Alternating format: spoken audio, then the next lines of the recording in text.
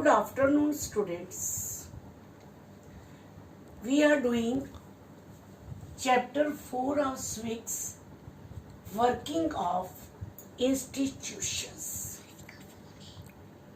So, dear students, do you remember the story of the office memorandum, which I had told you in the Zoom class? On August 1990,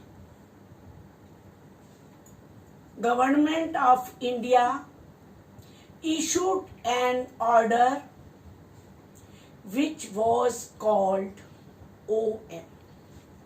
Full form of OM, Office Memorandum. This issue says, other than SC and ST, SC scheduled caste, ST scheduled tribes, 27% job reservation benefit will be given to the third new social class, which was called socially, educationally backward classes. The persons who belong to backward classes were eligible for this. In 1989, Government of India had appointed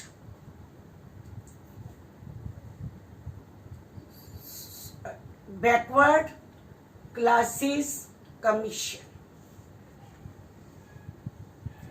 headed by Mr. V.P. Singh, hence was popularly known Mandal Commission Report. The government gave it report and many recommendations were made. One of these was 27% government job will be reserved for socially, educationally backward classes. Lok Sabha elections were held in 1989.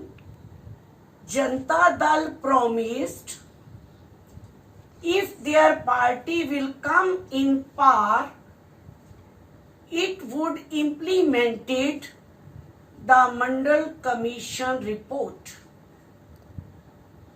Janata Dal won the election, came into power, and Mandal Commission report was implemented. When this report was implemented, led to a widespread protest in the country. Then I had explained political institutions. Political institutions perform various duties, made policies, formation of policies, and implemented them. You know the definition of constitution. Constitution is a set of basic laws according to which the country is governed. In our constitution, organs of the government are mentioned. Powers of Prime Minister, President, and the powers of Supreme Court, fundamental rights, all are mentioned. We noted the role of the Prime Minister in taking any decision, but he also could not be have taken any decision if he did not have any support from Lok Sabha. As you know, Prime Minister is the head of government and he is the leader of Lok Sabha. Lok Sabha is the lower house. In that way, he was only extending the ministers of the parliament. Therefore, at difficult levels of any government, we find functionaries who take day-to-day decision but do not exercise supreme power on behalf of the people. All those functionaries are collectively known as executive.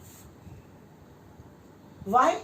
Because they are in charge of the execution of the policies of the government.